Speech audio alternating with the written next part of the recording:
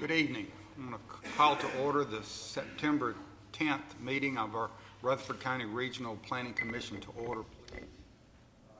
If you would stand with us, Vice Chair Craig Lynch will lead us in our prayer and our pledge. Will you bow with me, please? Heavenly Father, we thank you for this day and the beauty of the day. And it's been such a beautiful day, and we thank you for it. And we thank you for the seasons you give us and the fall season. We pray that you just continue to bless us with the rain you've been giving us and the sunshine, and we never count those blessings for granted, Heavenly Father, and we thank you for them.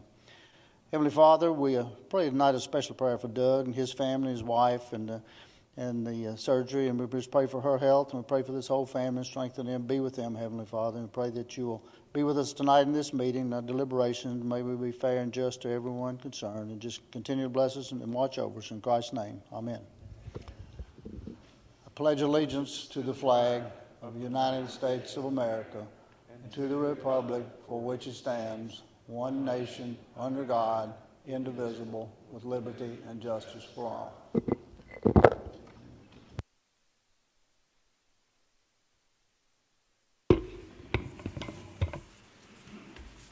Roll call. Gail, please. Rhonda Allen. Here. Richie Boland. Here. Veronica Buchanan. Here. Will Jordan. Here. Mike Cush. Craig Lynch. Pettis Reed. Here. Sandlin. Here. Mike Watt. Vincent Windrow. Jeff Phillips. Present. We have a quorum. Thank you. Just to update you briefly without getting into any detail, Doug's wife had surgery last week, was in the hospital most of the week, came home for the weekend, and Doug is with her at home tonight. So you remember to pray for that family and keep them in your thoughts if you would, please. Codes Department report is on your desk. Any questions? David will be glad to answer them for you.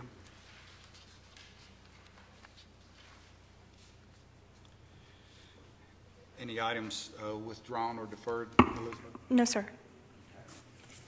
You can see that this is an amended agenda, and the amended agenda under item 6 is a site plan review, and we'll need to suspend the rules to discuss this site plan review.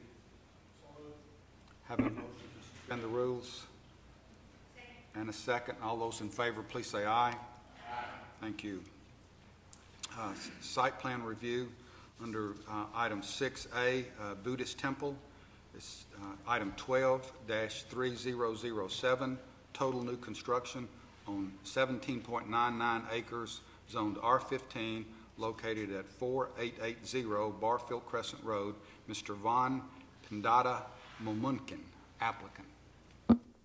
Mr. Chairman, can I ask a question? Being there's been a lot of critiquing of our site plan review and agenda process and all in the past, how come was this notice sufficient and all? I mean, I haven't seen this before. I mean, is this a last minute item to be added to the agenda, and I want to make sure we're not doing anything improper?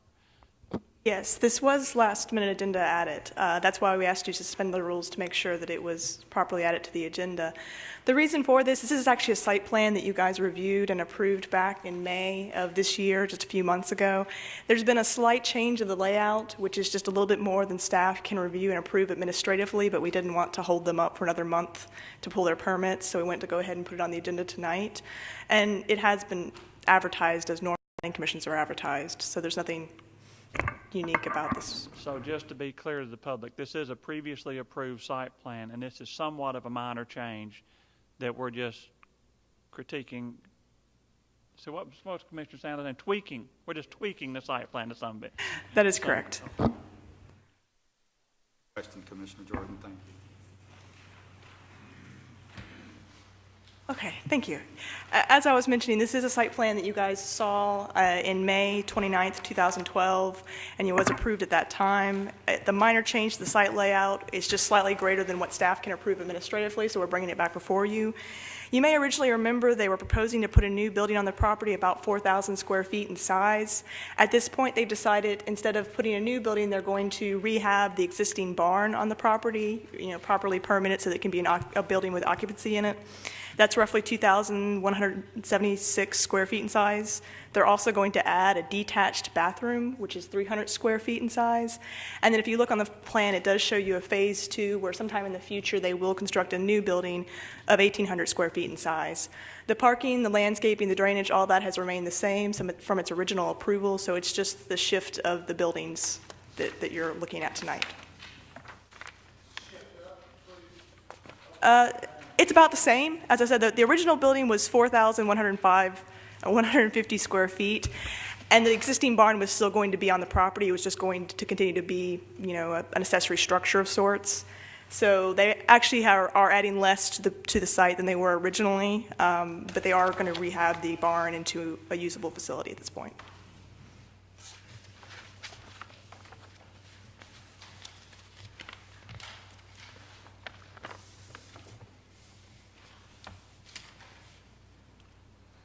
Questions, comments?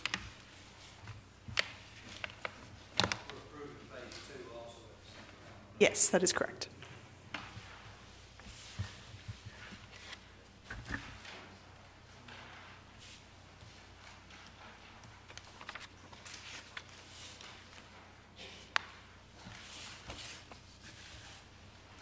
Site map, forgot to put that up. What exactly are they going to do with this particular barn? Well, they're going to bring it up to code so that they actually could occupy the building. It's going to be their, I believe, meditation room. Instead of building a new structure, they're just going to upgrade this existing barn. How does it look? I mean, what? I don't know. Just like an old gray barn, or is it aluminum barn, or? I know engineer Jamie Reed is actually in the audience, and he's the engineer who worked on the project. He might be able to answer that question better than I could.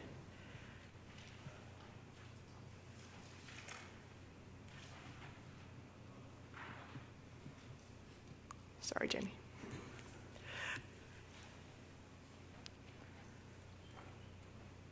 It's the Buddhist temple. The Buddhist temple? What does the existing barn look like? The existing barn? Oh, it's right now it's got, it's a wooden barn with the overhead poles on the outside where they're going to install, what am I trying to say, walls all the way around the site. The main change to this is because after the fact, one of the head Buddhists come over here and they don't believe in having the bathrooms actually in the temple or near the temple. In Thailand or other places where the Buddhist temples are, they typically are open arenas, where it's out in the open, and so they put their bathrooms way away.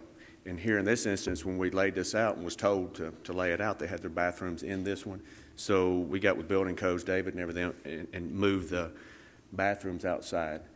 So in order for them to do this phase 1, they're going to build the bathrooms and then do the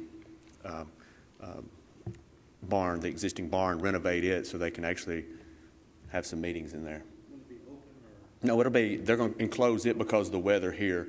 That's the only reason of course we close stuff here because we have bad winters there. It's a little bit different though. But that's the main intent of this minor change after the fact. I'm sorry. But it's actually a pretty nice barn. I wish I'd brought in pictures. I didn't think to bring pictures of the existing barn. But there's there's roof with some poles coming down, which they're going to enclose those. No, it's a nice barn.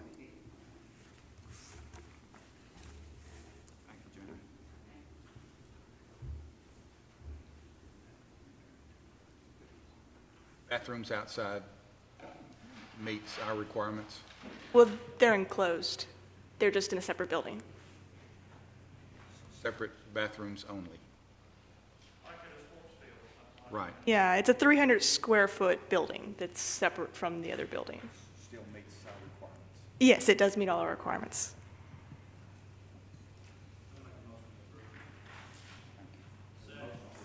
Second. Any other discussion? All those in favor, please say aye. Any opposition? That motion carries.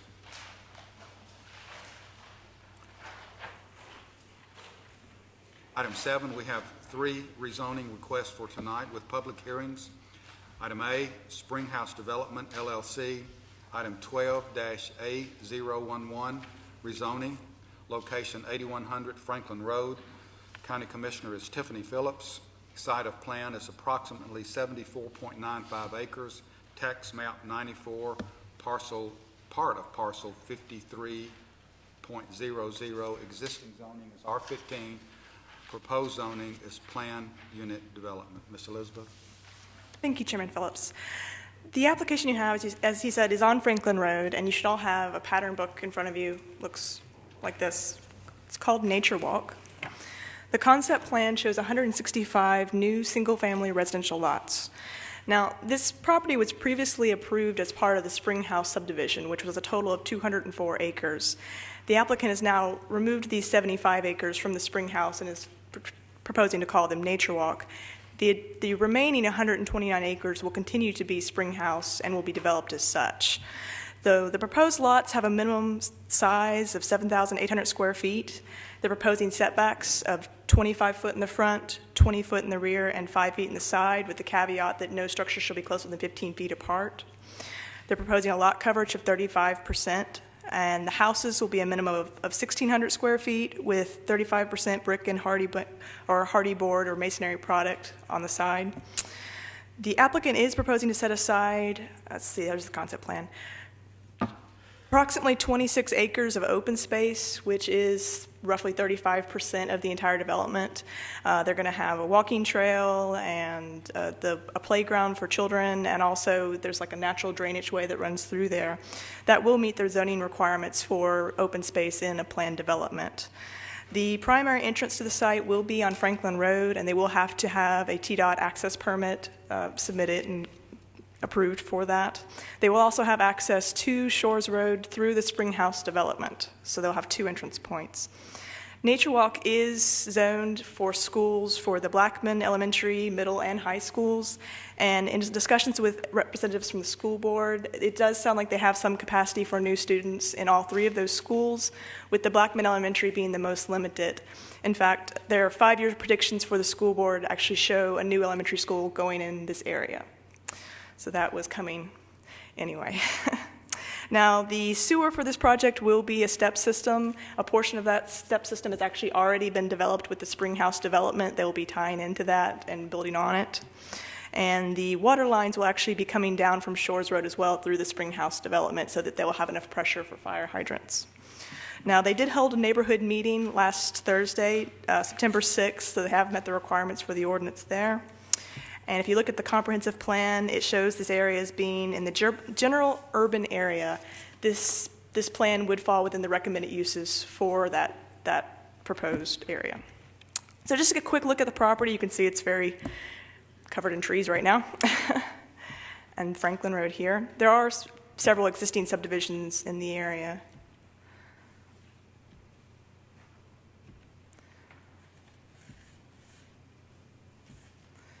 And I wanted to just give you a look at the first section of Springhouse, which has been recorded, and they are working on building, just to give you an idea of the subdivision it will be tying onto in the back. And the applicant is present, and I'll be happy to answer any questions.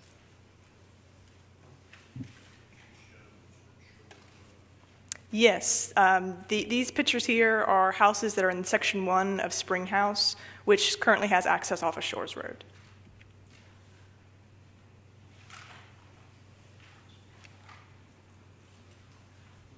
Questions for staff at this time?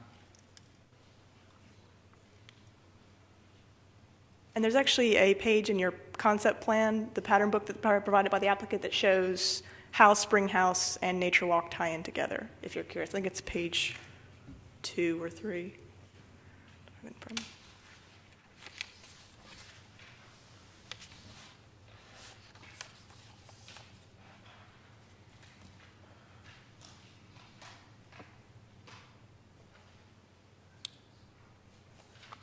Any questions at this time? Section 1, and then this section, how many sections? I believe Spring House has at least 3 sections, if not more. As I said, there's 129 acres. Section 1 is the one that has been recorded and mostly built. Section 2 and 3 were recently submitted, and you guys, I believe, were approved preliminarily, at least recently. So there's been about 17 building permits issued in Spring House so far, and it's not done developing.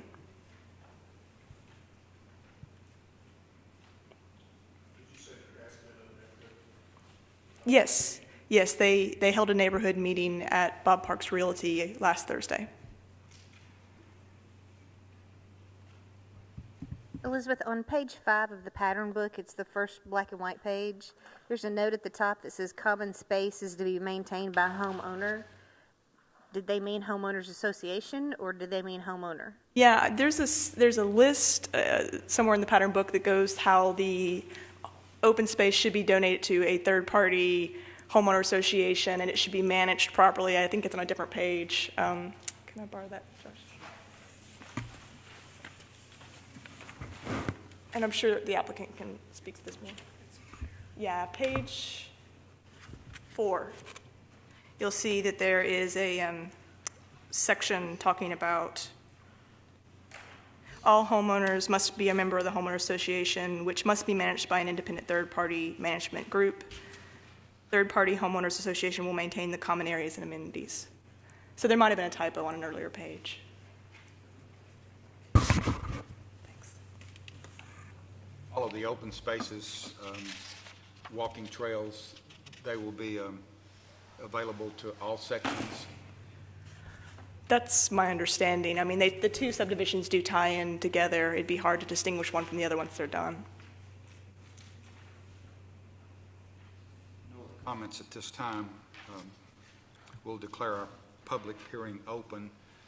Anyone wishing to speak for or against, kind of like the developer, the applicant to come forward first, and then anyone else that would like to speak will be allowed their time. Record, please. All right, I'm Jamie Reed with SEC. I'll just briefly go through what kind of Elizabeth just stated. Where we revised the front portion of Spring House and changed the name to Nature Walk. There's a 35% open space, I guess, is the big kicker. It went from 16 acres of open space to 26, which is about 35% of that area. Kind of is the biggest change. But I'll flip over, kind of go through these pages real quick. Page number 2 kind of shows the aerial, roadways, utilities, and topo of the site. And you can see you've got 2 entrances that go to the site, one on Franklin Road, which will require a turn lane if it's on this site, eventually in the future when we connect there, and then on back of Shores Road. Like Elizabeth said, we're going to modify the step system in the rear of the site to handle the next phases here. We've already met with CUD and allotted for that. And number 3 kind of shows you the breakdown currently, how we are, what's been approved. Section 1 over to the right-hand side of the page, subdivision, and the last month you've got sections 2 approved right next to the sand filter there. And then number 4 kind of gives a breakdown of the site characteristics and stuff. We're rezoning approximately 74.95 acres with minimum lot size of 7,800 square foot in size. Typical lot size is 65 by 120. Then I'm going to kind of go just briefly through the site characteristics again. The 25-foot front, 5-foot side, and 20-foot rear. All the homes will have 2-car garages with front entry allowed, concrete driveways, a 4-foot concrete sidewalk with a 2-foot grass strip between the curbs. Homes will range from a minimum of 1,600 square feet, 35% minimum brick, hardy plank, or equivalent masonry product. Mailboxes, uniform mailboxes will be utilized throughout the development and approved by the Homeowners Association. All homeowners must be a member of the Homeowners Association, which will be managed by an independent third-party management group. The development will have a 20-foot landscape easement parallel to Franklin Road, which will include a 3-foot rail fence with pine trees on 20-foot centers. All homes will have front yards sodded and a 35% proposed light coverage.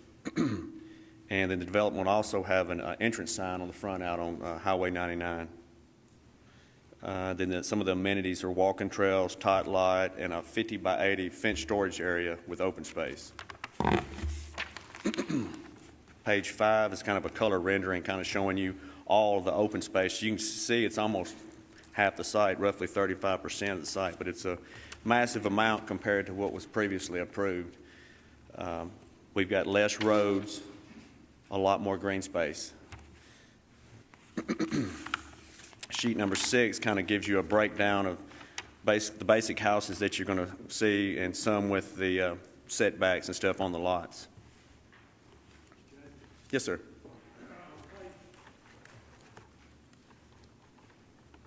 Page 4 at the top, it says 5-foot side setback. Correct. Yes, sir. And it says with minimum of 15 feet between structures. Yes, sir. And all the little diagrams show 5 feet, but that's just the building. That's just, yeah, the building it's a window. codes thing. We want to be 15 foot, but Could be, one could be 5, and the one next door's got to be 10. Correct. Yes, sir. As long as we got 15-foot separation. I think it's kind of been a standard we've been shooting for. Amy, as long as we're asking a question too. Yes, sir. The two-car garage is 1,600 foot the minimum and 35% brick. How does that compare with Spring House? Are these houses going to be similar price range?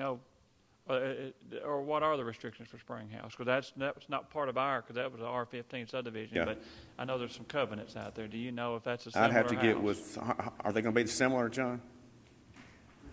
A little smaller, or smaller lots, maybe a little smaller. But Hate to quote anything. I didn't mean to rock the boat. That's all right. I don't want to quote anything that's not. I'm John Harney. To answer your question, give you a price range, we envision this being the low 200s to the mid 200s price range on the homes. Now, for example, Spring House is from about 275 to now they're going up to about 350. Is the difference. What's your square footage minimum? Square footage minimum in Spring House, I think the minimum we've got there is 1,850 to 2,000 square feet. So this is step down. Step down. We're trying to sort of separate some price points. We decided from what we researched that smaller lots, but lots more green space that everybody can use, but well maintained and managed, seems to be something that's attractive. So we're trying to create a different price point that can work at the same time Spring House development's working. Step system area doesn't show up on here that I've found. Most of the step system area is back in the Spring House section. Right, that was my question. But there's adequate area, soil sites, and capacity for both developments. Yeah, sheet number 3 shows that step area. It's a very large green space area in and of itself. Yeah. It's all that.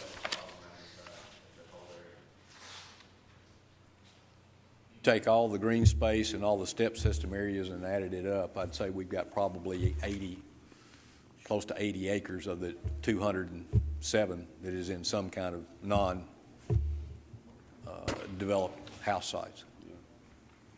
I'd say both. Jamie, is that a natural stream that flows through there, or is it just a little man-made something? Natural stream that goes through there. It only runs, certain months out of the year. If you go out there right now, there's nothing running through it. But in wet weather, it has water running through it.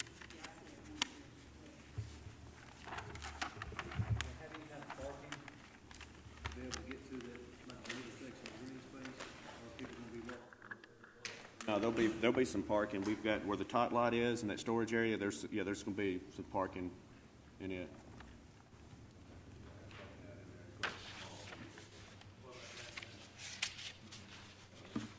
Area where people can walk to walk to those areas. They can get off into the common area from the road and the sidewalks through We're trying to encourage pedestrian type use rather than vehicular type use because we've got sidewalks throughout Nature Walk.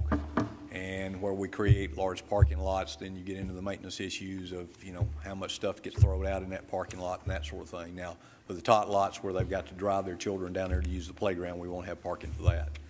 In the confinement areas, we found on the smaller lot subdivisions, if somebody's got a camper or a boat or accessory trailer, it really doesn't need to be on that lot backed up in front of the garage, and so we're creating this confinement area, which the association will be able to charge a fee per slip. But that's where those will be required to be, not sitting in front of your garage and eliminating the parking place outside the garage. That's the first I've heard of the confinement area, and that's a great idea. It's a revenue stream for the homeowners association, and it solves the problems of people with the campers who aren't allowed to put them in the driveway. So Did it 20 years ago at Saratoga Park, years ago, because the restrictions didn't allow you to park your boat or your camper or whatever on the lot or in the driveway. And we had a green space area there and did that several years ago, and I don't think we've done another one since. But it makes a lot of sense to do that, because if you're managing these associations, there's a constant battle about what somebody's got parked in their driveway or out on the street. And so this gives opportunity to get that where it should be, and hopefully in a secure area. So your other side, John and Jamie's matching up with your sodded, your first section over here. They're matching up with this nature walk then as well, with the concrete driveways and your sodded yards. Yes. They're not seeded in straw. I mean, they're sodded. No, the spring house lots are sodded. The front yards are all sodded. They're all concrete driveways. And we're carrying some of the standard elements are carrying through both developments. And what's your, to get back on this turn lane back over on 96, that's, what would be the point of where that would be put in then? Typically, they require it to do it like it's 70 lots. 75 so if we come in there and just did 20 lots off the front right then, it wouldn't warrant a turn lane. But we have one designed currently. It was designed with Spring House, with the intent to definitely be built. It's just what timing does it get built? The first section or the second section? Like if they come in there with 10 lots, no, not then. Second phase, it'd be something that me and more than likely Dale would recommend. If it gets somewhere close to the 70, he'd recommend that we. Well, that's even better than what I was thinking then before the subdivision's, 80% done and getting ready to be turned over to the county on the roads and everything. Then, I mean, you're doing that ahead of time. That's good. A lot count, yeah. Yes, oh, yeah, yeah. Just a quick question on maintaining the open space until those lots are occupied or built on. Who's responsible for that? Well, the developer is responsible until what time, as each homeowner comes in, they start paying into it. But we will, what we're doing on most subdivisions now, we're actually employing a third-party management company early on in the development, but we as a developer pick up a large share of the cost of that until what time there's enough homeowners to take the burden. Any determination as to what that number might be? We really haven't gotten into it yet until we start quantifying how much we're bush hogging and how much we're maintaining. We haven't set a budget on it yet.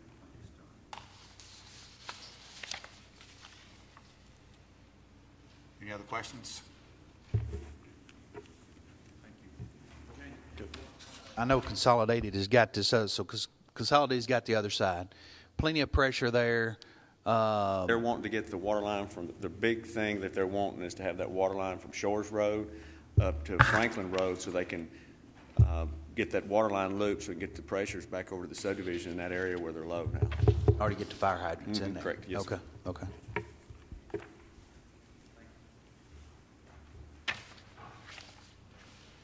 Anyone here wish to speak? Yes, come forward, please. You need to come up here.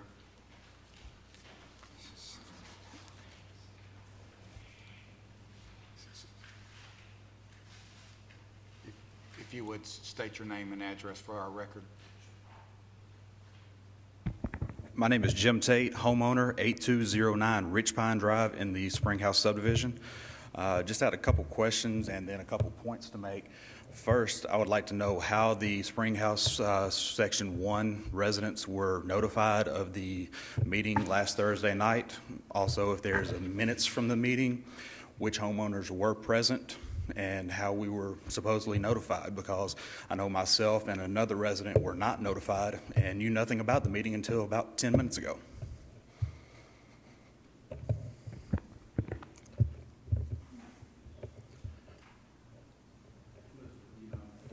I'm actually going to have to defer to the applicant. They're the ones that hosted the meeting. Jamie or John, could one of you help us answer this question, please?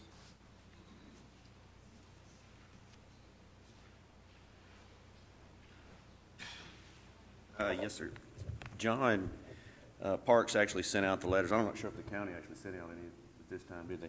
Typically, he sent out 500 feet around that perimeter. We sent them out to the subdivision over here and all the large lot owners. And I don't know if we got far enough to where you are actually adding that subdivision or not. Well, considering there's a picture of my house on the pictures you just put up, I think that me as well as the other person should be notified as such, considering it has a great effect on my property and my property value. I would agree. Typically, we do 500 feet, if I'm not mistaken. County's policy.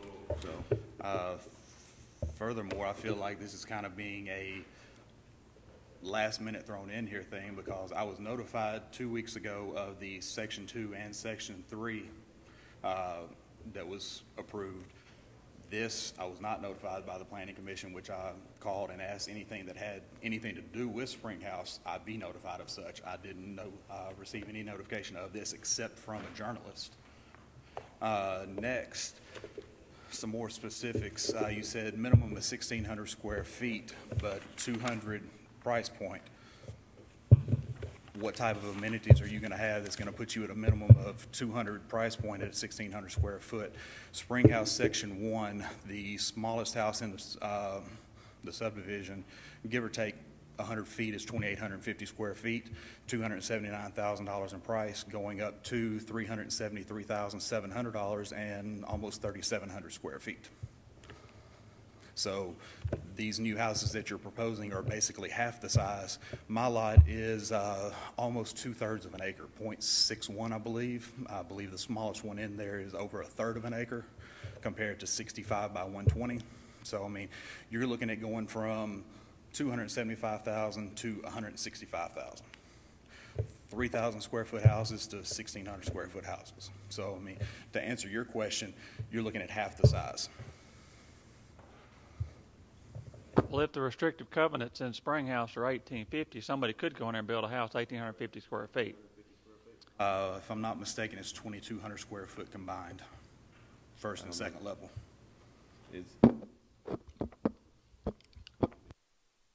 Also, if I'm not mistaken, it's over 80% of the house must be brick in Springhouse as opposed to 35% here. Because I actually bought the house from your son.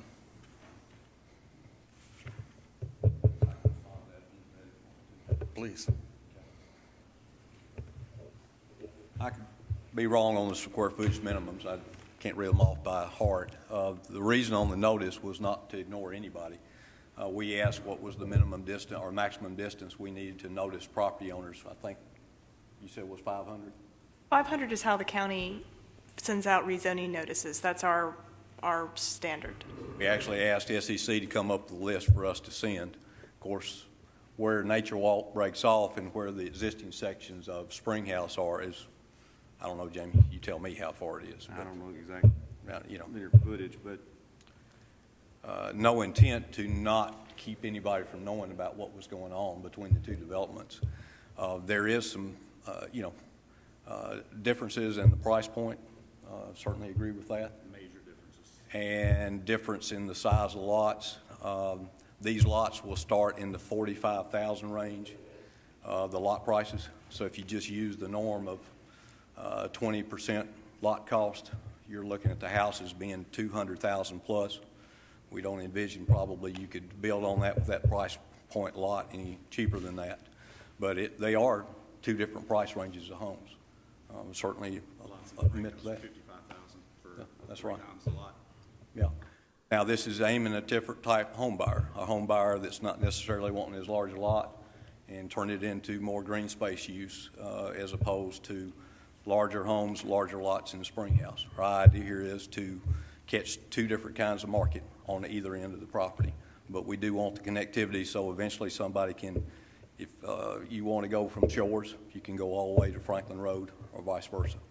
We're having to pick up all the utilities, both sewer and water, and carry them all the way through to the front to start out on the very front of the project on Franklin Road. And that being the primary reason why I bought a house in Spring House is because we were told at the time by your son that nothing like this was going to happen, that Spring House was going to be section 1, 2, and 3, those exact plans throughout the entire thing. If I wanted that, I could have bought a house on Cason Lane. Well, Let me kind of bring this back to some type of an order. This probably all should have happened in that meeting. You guys are not charged to answer those type of questions. It would be nice if you did, but you don't really have to at this public meeting. But it would have been nice for this gentleman to have been able to attend that meeting and to ask some of those questions. And I understand that there's maybe some more out there that would also. Let me just ask this: the original idea or plan, how many houses would have been in this section? Do you know? Add to what's your lot density in first sections, and what will be lot density per acre in this? It's 1.25 previously with 16 acres of open space. Now it's 1.41 with 26 acres of open space. So a lot more, yeah, it just barely went up, but a lot more open space. So, I mean, as you can see here, you got 35% open space. So the lots went down in size, but you got a whole lot more open space. Right. That's kind of the number of homes that would be built in this section is relatively close to the number of homes that would have been built before. Mm-hmm. Great. What are those numbers from before and now compared to the number of homes in this acreage? Currently approved master plan was for 255 lots. In this phase? No, total. And then we added an additional 29 lots got added additionally, is what it ended up being. Over the whole thing. No. But this PRD is what's doing that. I mean, you're adding 29 lots on 75 acres, basically 74.95 acres.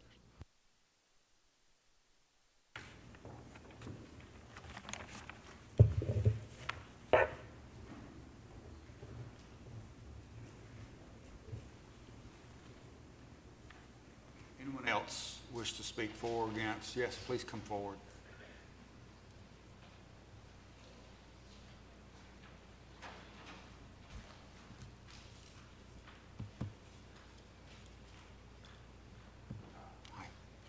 My name's Clyde Alexander. I'm a homeowner in Spring House, 8222 Rich Pine Drive. My question would be, how much of that green space is actually usable? Because I've walked all over that land out there, and there's tons of seasonal ponds, and then that creek that I've seen 6 feet, 7 feet deep. Yeah, it's dry sometimes, but there's ponds, an endless amount of ponds all over that land.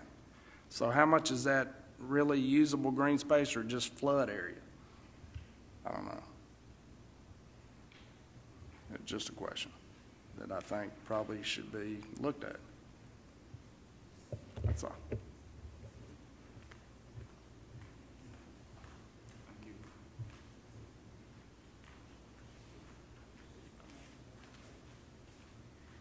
Anyone else?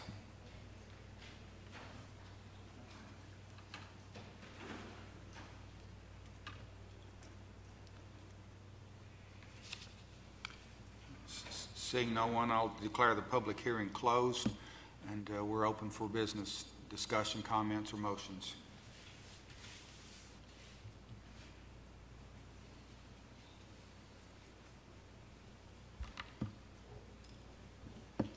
Chairman, can we ask Mr. Harney to come back up? I do have just a couple of questions.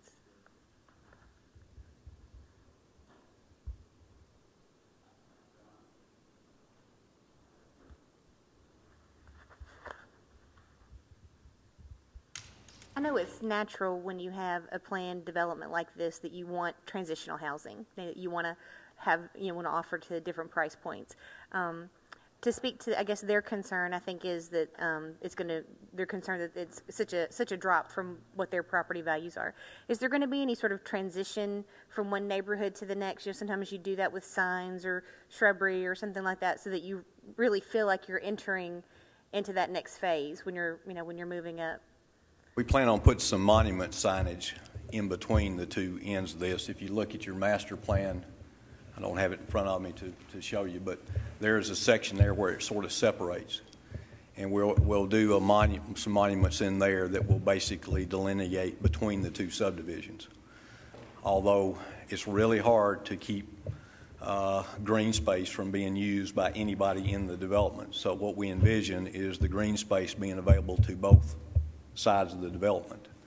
Actually, this has got a lot more usable green space situation available than in the Springhouse side. Now, the Springhouse side has got a tremendously large area with the sand filter and the field line areas for that end of it. But we will have some delineation denoting you leave Springhouse, you're going into Nature Walk, or vice versa. Of course, that's a long time into the future. It'll take a while for these two to come together. And then I'm sure you've worked extensively with, especially with all the stormwater regulations. You've probably worked extensively with Dell and your own engineers to make sure that drainage and all that's been taken care of. But as we look at the plan, I mean, it does show the 100-year floodplain running through several of these lots, and even like down here in Lot 90, looks like it's almost encompassed by it. So I'm just curious what your plan is, because you can build in the 100-year floodplain, but you have to build it at such elevation that sometimes it's sort of unsightly. So I'm just curious what your plan is for some of those that are in the floodplain.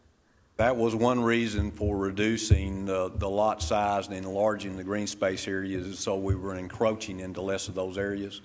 Now, we did hire a hydrologist to study this whole area before we ever brought the original Springhouse plan in. I'm not sure Jamie can answer this. I don't know whether this is a studied floodplain area or this is a flood line that we delineated when we hired Jamie James, the independent hydrologist, to look at the stormwater issues on this property before we ever started. Dale, you might remember, right? Well, some of the part is set by on Jamie's study, and some of it was already established, I believe, if I remember correctly. We weren't sure this was a blue line stream, but I think we had the state look at it and determine it was, if I remember correctly. As you look at some of these lots, Dale, like 102 especially looks like the building envelope would be very small. 89, 90. I mean, some of these look like they'd be really tricky to build on, if that is truly where the 100-year floodplain is. Well, as you know, you can build in a floodplain, and basically what they do is fill that in and establish the floodplain elevation, and it'll deal with the floodplain that we have. So I'm saying it'd be really tricky to do that, because sometimes that can be really unsightly when you have to build it up so high. So. Well, I don't think these are drastic contour changes that are encroaching on these lots. I think it's minimal, but you might have 1 or 2, 3 feet of fill on the edges of it.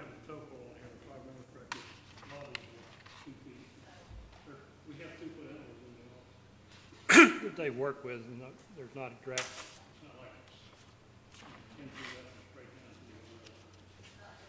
On Rocky Fork Road. If I'm reading this right, any existing lots that are there, any existing homes or lots in Springhouse will back up to the open space. So the open space will be between the two, if I'm looking at this right. Right, there's a pretty good band of open space separating these two developments, just by virtue of the way it's laid out. How many houses are occupied or built out in Springhouse Section 1? I mean, are there 15 or are there 70 or 80? I mean, oh no, there's, I guess at this point there's probably less than 20 that are completed.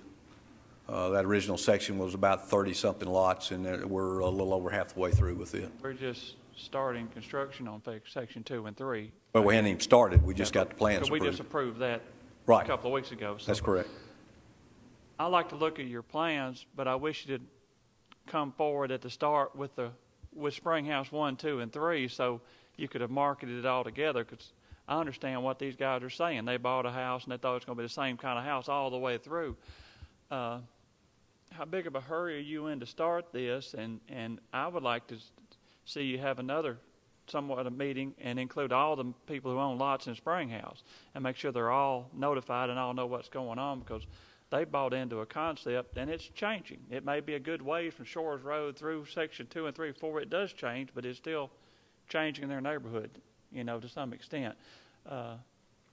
And I don't know if this is viable or not, or if we can do this, or I can ask you to, but would you be open to deferring this and giving you a chance to send a letter and get to everybody that owns a lot in any section will only be Section 1, Section 2, and meet with those people and make sure everybody knows exactly what's going on before we start changing what's going on with their subdivision?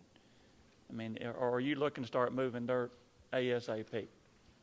Well, certainly we'd like to move forward. We're starting from the other end on Franklin Road, certainly, but I mean, if it's the wishes that you feel like we need to stop and have another public meeting, this wasn't, to be honest with you, never came to mind because of the separation between the two developments that we were trying to not notify anybody. We asked the county and SEC sent us the names to notify. Certainly, a lot of distance between Section 1 through Section 2 and Section 3 to this. So I'm wondering how much this is actually going to affect these gentlemen's property value, because there's a lot of buffer between them. If Section 2 and 3 were built out and there was a guy sitting there right next door to this at the back end of Section 3, I'd be a lot more uneasy about this. I think they've got a pretty good buffer as it is, but we're still changing what's going on after they bought their lots and bought their house. I guess in our mind, we've got about, what, Jamie, you think 4 sections to go before you even touch what we would call I guess would be the north side of Nature Walk. In other words, several sections that we're not changing are yet to be built. And I guess that's one reason we didn't have a lot of concern, because there's a lot of development got to happen between these people's homes. And I understand their concern for price values, but there's a lot of buffering in other homes that will happen before you ever get to the Nature Walk section. And then you've got a pretty good green space band there that does give some pretty good separation between the two developments. So these, say, 20 houses that are out there now are going to have another 150 houses around them, or 100 more houses around them at least, before we ever get to this change section. Correct. And that's the reason I guess we didn't think we were doing any detriment to this initial section, because there's a lot of lots to go before you even enter this second price point.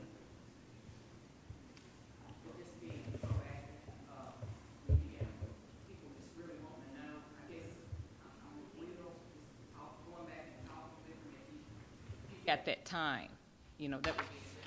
If y'all wants to do that, we're glad to do that. We weren't trying to, like I say, we weren't trying to slip anything in, because we felt like there was a lot of separation between what's going on and what we're doing. Or on y'all's part, to get it done, Whatever this body wants to do. Camaraderie going on. Whatever this body wants to do. I'll make a motion to defer this to our next meeting in 2 weeks to give the applicant time and urge them to meet with everybody that owns a lot in Springhouse, before that time. Okay. Motion. I'll second it. They would probably need to have another public hearing. Yeah, I would recommend to defer it to the next night meeting if that's possible. 30 days.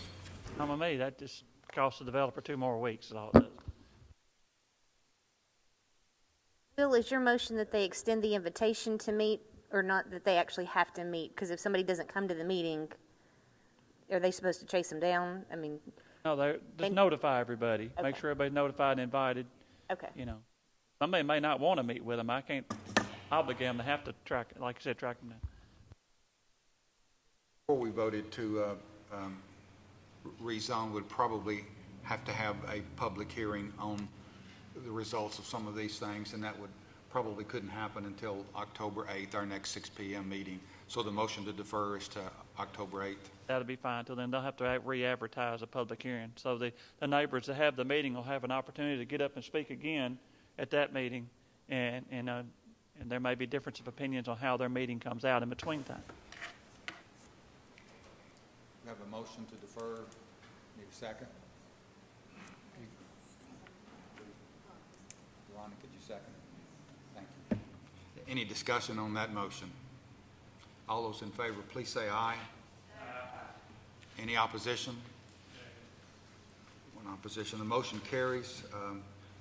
And this item agenda, Springhouse Development, will be deferred for 1 month and will be heard again at our October 8th, I believe it is, October 8th meeting, 6 p.m. here in the courthouse.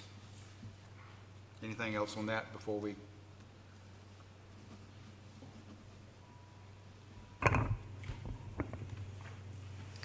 Item B, G and B Partnership, item 12-A012, rezoning and conditional use, location West Jefferson Pike, Commissioner Will Jordan, size of lot approximately 187.6 acres, tax map 26, part of partial 24.00, existing zoning is R15, proposed zoning is industrial, proposed conditional use permit, light and heavy industrial activities, transport and warehousing, general retail trade, transient accommodations, and food services. Elizabeth? Thank you.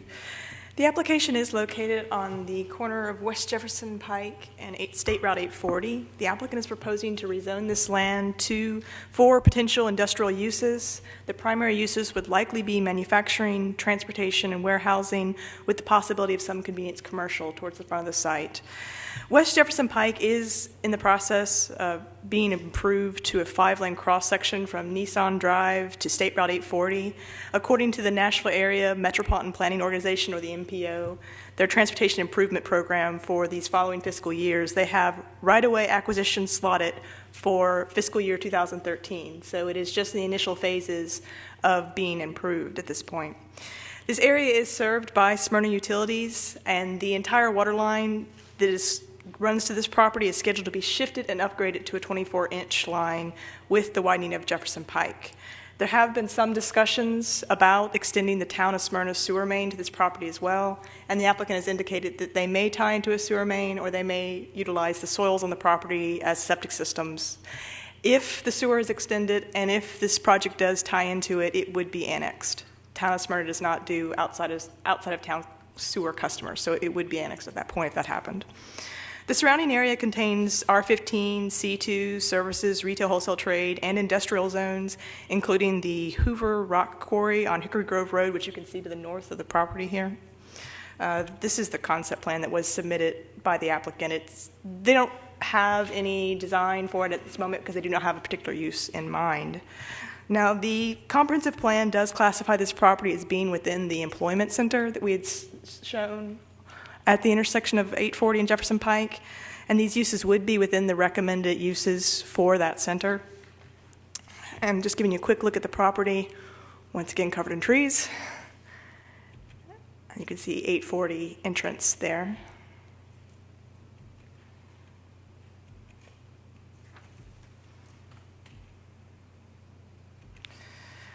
And if this project was rezoned and then the new zoning ordinance came on, we would see this being part of the employment and activity center district in the future under the new draft zoning if all the above were approved.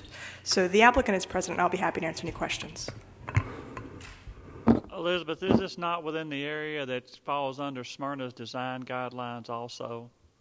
It could. I was thinking it was awful close if it wasn't. The Smyrna Design Guidelines, we've applied to a few projects in the county. They primarily apply to within the town of Smyrna, but the planning staff at Smyrna has always been perfectly willing to implement their guidelines outside if we ask them to.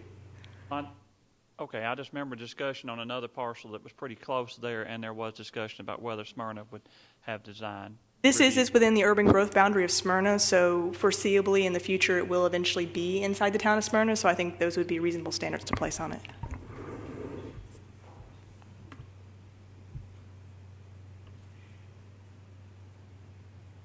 questions or comments before our public hearing? Not, I'll declare the public hearing open. And would the applicant come forward, please?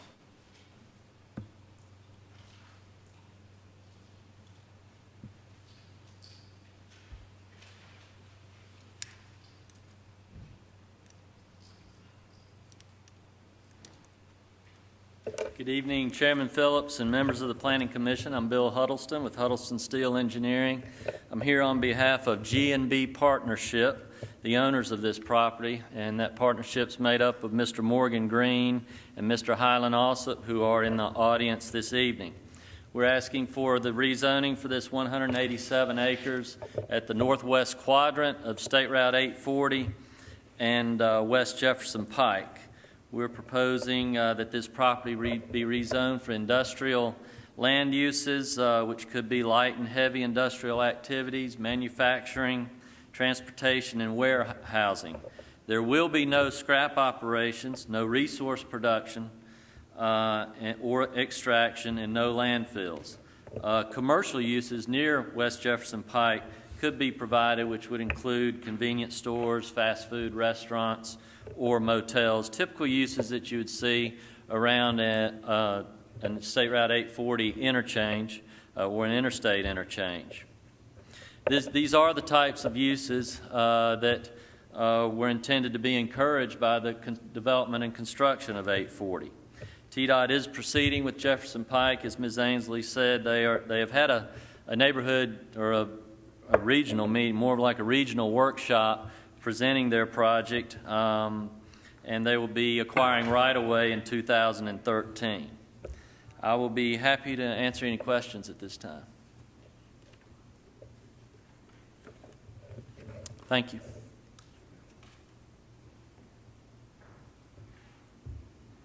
Elizabeth, where is this property in relationship to the one that we already approved out there that was the trucking business?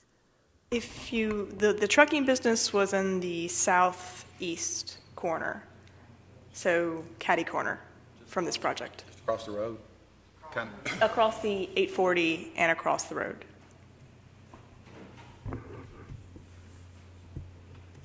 Anyone else wish to speak for or against this proposed rezoning?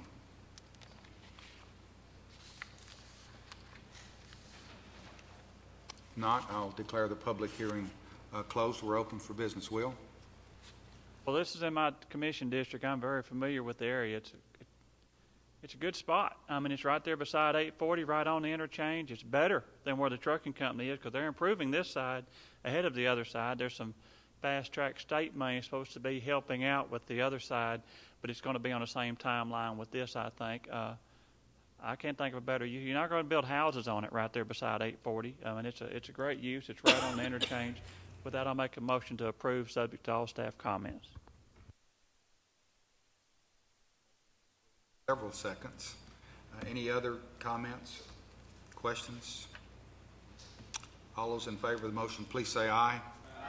Any opposition? That motion carries.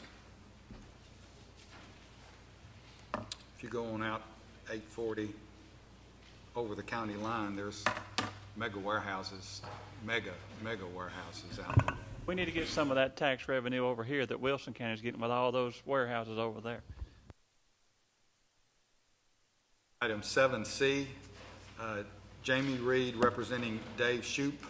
Item 12-A013, rezoning and conditional use, location 4024 Barfield Crescent Road. Commissioner is Gary Farley. Size of site is approximately 54 acres, tax map 137, part of partial 18.01. Existing zoning is R15. Proposed zoning is agricultural services. Proposed conditional use permit, agricultural paint sales. Ms. Elizabeth? Thank you. I did want to point out that originally when your application went out, the address was noted as 4036. That's what we had on our address layer, and that's what the applicant had submitted. We have since learned that 4036 is actually the address for the Benefield home site, which is not included in this application, and the proper address is 4024. We've amended your agenda and packets to reflect that, and we will ensure that when we do the legal notice for the Board of Commissioners that the correct address is used for the property. Just wanted to make that note. The applicant is planning on continuing to use the property similar to how it has been historically. The horse stables will stay on the property. He's also going to add a 2,000 square foot horse arena, and the majority of the site will continue to be used as open pasture land. All of this, of course, is allowed agricultural uses that would not require special review. The reason this is in front of you today is there is a small commercial portion of the project as well. The applicant wants to install a small paint showroom used for the sale of agricultural paint. Essentially, all the structures are being refurnished by the new owner who bought the property in June, and he has a line of agricultural paint that he is using on the fences and the barns and the roofs, so it's kind of a display of his product throughout the property. This showroom would just be a place where someone could go if they were interested, look at the different options. There would be limited retail sales. Primarily what would happen is they would order paint, which would come from the factory, which of course is in a different location entirely, and it would be shipped directly to the customer. So that's what they're asking for in this application. And then they've submitted this along some pictures of a site they have in the northern United States that they've already finished. Very nice facilities. And that's what they've been working on currently is rehabbing all the agricultural structures on the property. Now, in the new zoning ordinance, if this was approved and then the new zoning ordinance was approved, I always have to give those caveats, we would actually recommend that this be agricultural residential because this would be classified as agricultural sales and services, which is allowed as a special exception approved by the Board of Zoning Appeals in the agricultural residential zone. And the reason we would recommend this in the future is that we would not want to see any other types of inappropriate commercial development on this property. So we'd want to limit it to the use that they're requesting at this time. So this area is shown as along an urban corridor within the suburban character area, and this use would be compatible with that on the comprehensive plan. And just wanted to give you a quick look at the property. As you see, there is quite a bit of construction work. Once again, they are refurnishing a lot of the existing barns on the property to be continued to use as barns, and that's the work you're seeing there.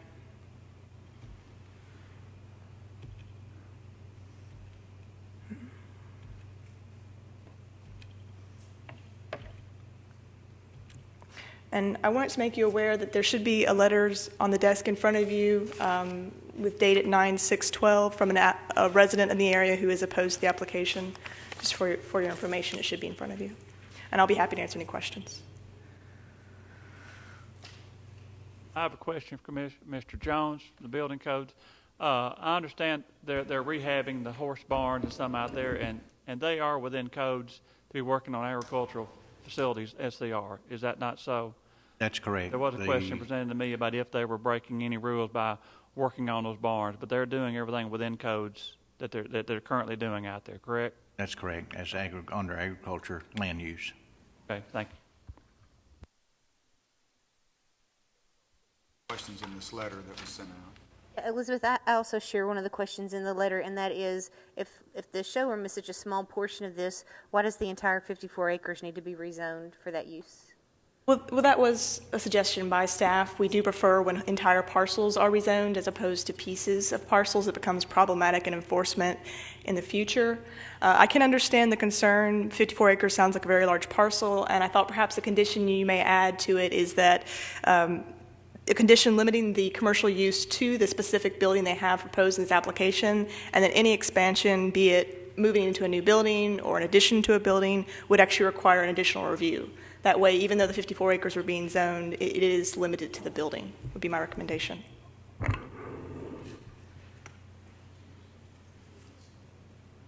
questions before our public hearing?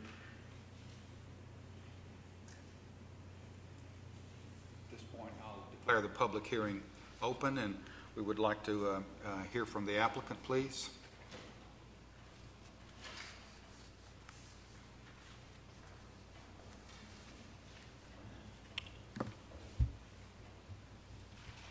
Welcome back, John. Yes, my name is John Harney again, and here to represent the applicant.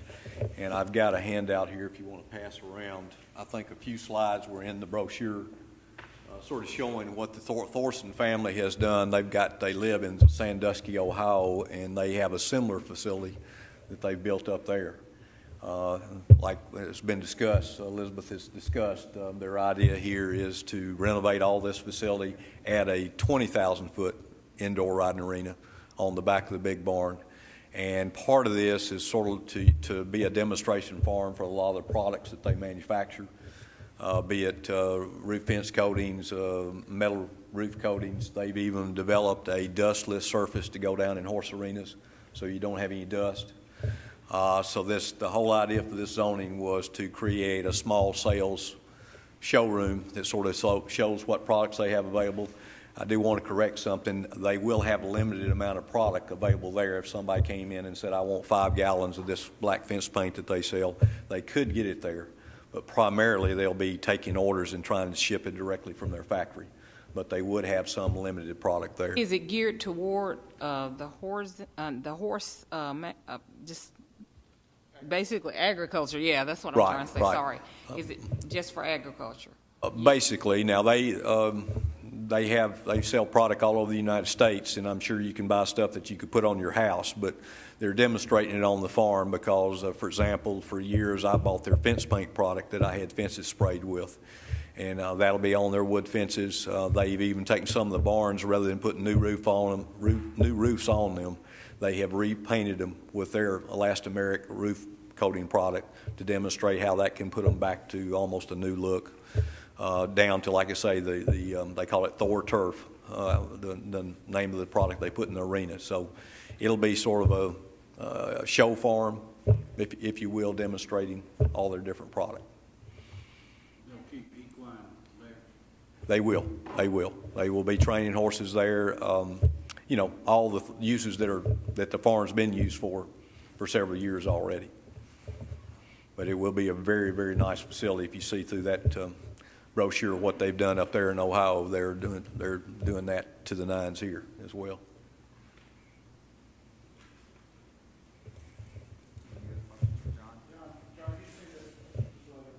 No, I have not.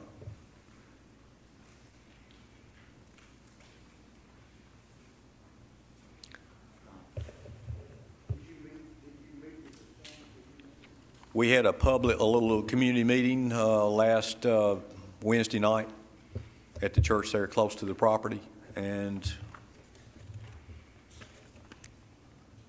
Mr. Rudd was in attendance. Now, I haven't read the letter. That's the first I've seen it.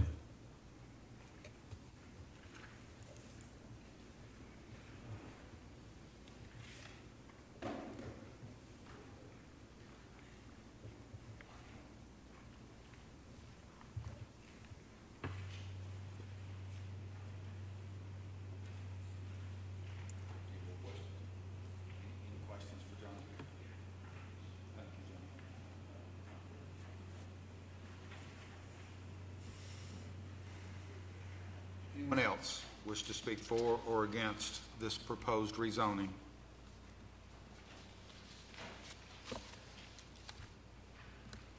Declare the public hearing closed. We're open for business, questions, comments, or motions.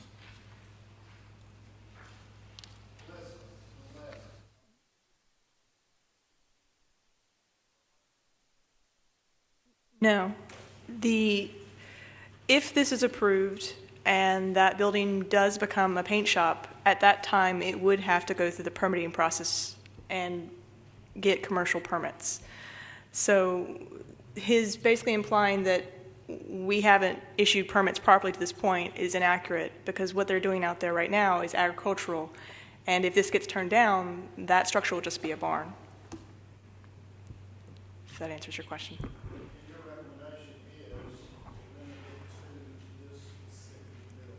Yeah, I believe that may address some of the concerns we have heard from residents that, you know, the whole property is commercial, they're going to build more stuff, they're going to expand. And I believe the applicant is willing to limit it to the building that they're proposing at this time. And as I said, in the future, we're hoping that this property will be rezoned to agricultural residential, so it won't even have a commercial zone at that point. And if they want to expand, they'd be going to the BZA for special exceptions. But I believe putting a condition on this property saying that any expansion, as I said, be it moved to a new building or be it built an addition, would require a new review. Even if we hadn't adopted our new regulation, that would just bring it back through this process again. How big is the building? The proposed agricultural paint store is 2,000 square feet, or showroom.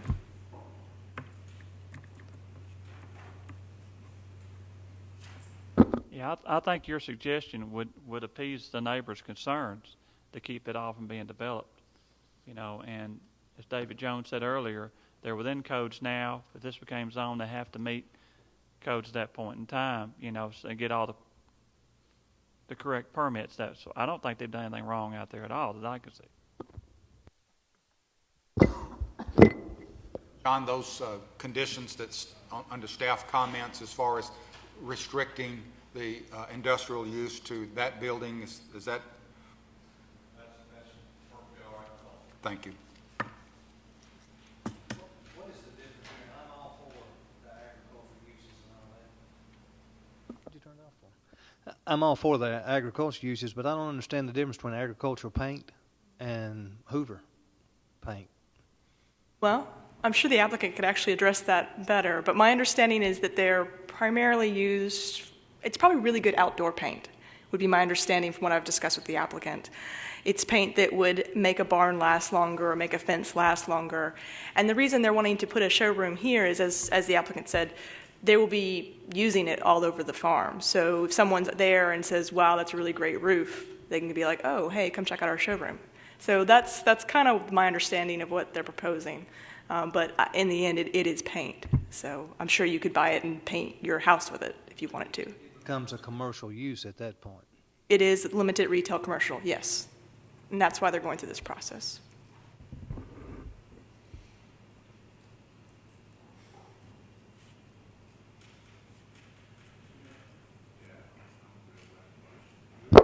David, has anybody discussed with you this letter or made any complaints with codes? There's some statements in here regarding trespassing on and claiming easements and things like that. Has anybody made complaints to the codes department? To my knowledge, we've not had any complaints about it. Building inspector has been out. He has inspected the site.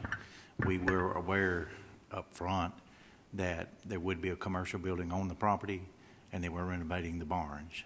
So we were notified by the applicant that what their intentions were up front. And the buildings were agriculture being remodeled and revived into the owner's conditions and will remain agriculture buildings except for the showroom and the storage facility for the paint. And then Elizabeth, there's no need, is there, for someone to reside on a property when there's agricultural use? I mean, you can have purely agricultural use without any occupancy. That is correct. You do not have to reside on the property. David, this is a question for David. And I think Rhonda asked this question just now. In this letter, there seems to be some verbiage regarding a complaint on trespassing on an easement that is not really an easement. But you've had no comments or no communication with anybody that somebody's trespassing or putting equipment on the neighboring property. No, I'm not aware of those conditions. If you don't mind, I would like to go ahead and enter a motion to approve based on Ms. Elizabeth's comment on restricting the use just to the agricultural paint at this point. Limit the size of the building to 2,000 well, feet? say maybe, I don't know that you know exactly how big it is, maybe 3,000 feet or 2,500. They have an existing, let me grab their file. No, what it's going to be, and it needs, and limit it to where they have proposed it to. Yeah, they have a very specific proposal. Hold on just a moment.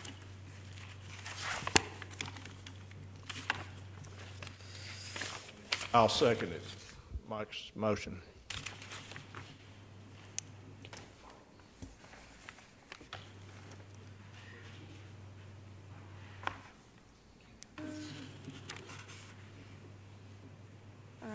Why say that?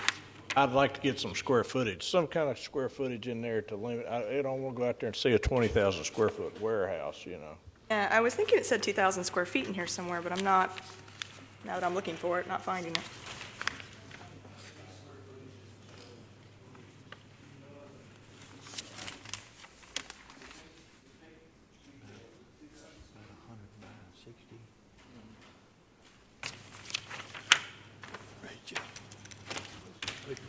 this. Diagram, the one that David and those guys inspected up there. Somewhere there's a schematic that had approximate square footages on it. John, see if that's correct sizes on the building.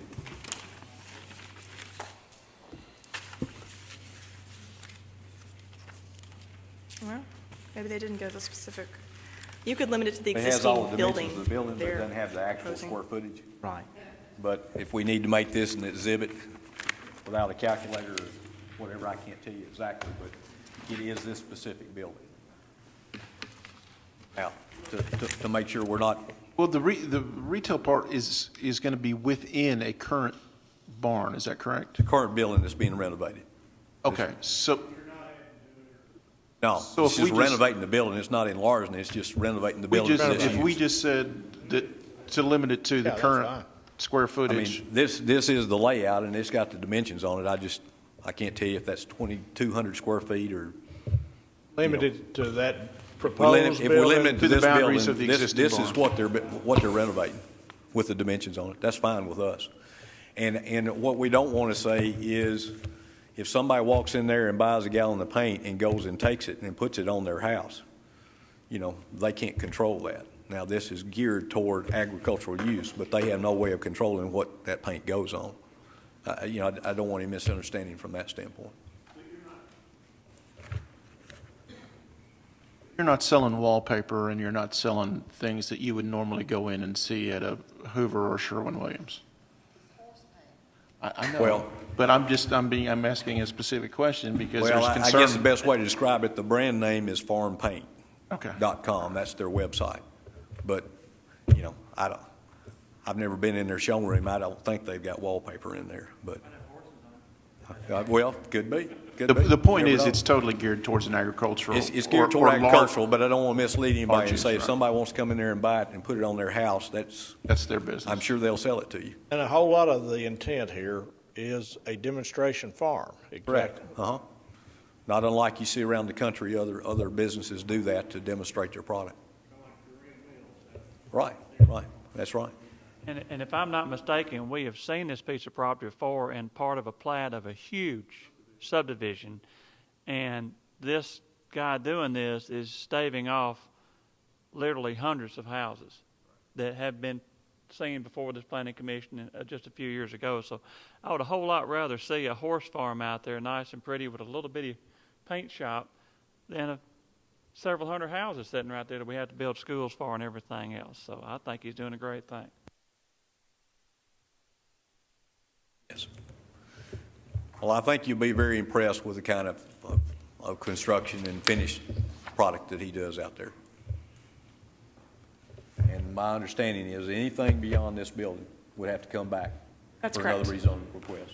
That's correct. And the owner understands that.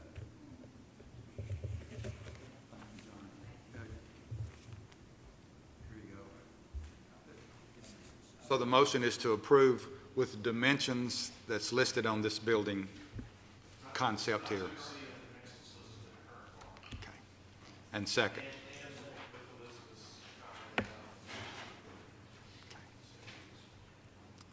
Everybody understand? Good. Well, I actually just learned from Jennifer from CUD this evening that they will be able to install a fire hydrant at the corner of Webb Road and Barfield Crescent. Barfield Crescent's water line will not support a fire hydrant, but the line running through Webb Road was actually improved for the Rachel's Place subdivision, and it will be able to support a fire hydrant. So that'll be pretty much across the street from this project. Yes, it is commercial use. It would require a fire hydrant to be installed.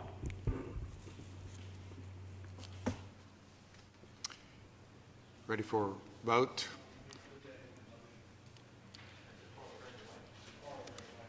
You can put in the motion if you want. It is part of the regulations, though. All those in favor of the motion, please say aye. Aye. Any opposition? Motion carries. Both of these rezonings that have been approved will come before the Rutherford County Commission for another public hearing on Thursday, October the 11th at 6 p.m. in this courtroom. Item 8, staff and other business. And I'm sure most of you have noticed that there's been a special called meeting, a joint meeting between the County Commission and the Regional Planning Commission meeting. It's a work session to discuss our new comprehensive plan, and that will be this coming Monday. I guess I ought to look and see when that is.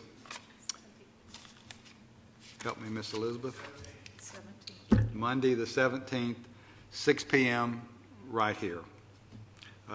Any comments? Sure. We just hope to do, Bill Terry, who helped us with our zoning ordinance, will be in attendance, and we hope to do a brief introduction for the Board of Commissioners about the process we've gone through so far, kind of an introduction of how the what the zoning ordinance is, how it's going to work, answer any questions. We're also hoping that we'll have an opportunity for any planning commissioners who may want to comment to get up and talk to the Board of Commissioners about the ordeals you guys have gone through to this point and your thoughts on the ordinance as well.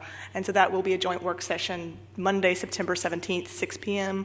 Of course, anyone is invited to come and attend and watch from the audience or watch it on Channel 19. It'll be broadcast on that channel as well. There will not be a public hearing scheduled, no. There will still be another public hearing before the Board of Commissioners, and there will be lots of notice for that public hearing before it happens, but that is not the night that we plan on doing it. We're just hoping to introduce the Board of Commissioners to the ordinance, kind of get them familiar with it, answer any questions they may have, address some concerns. So it won't be a public hearing at this time, but there will be one in the future. In essence, bring the County Commission up to speed so that when it goes before them, there won't be a lot of questions that they'll have that are unanswered. Okay. Other business? Anything else? Other than our work session on the 17th, our next scheduled meeting is on the 24th of this month, 9 a.m. Across the road. Thank you for your attendance. We're adjourned.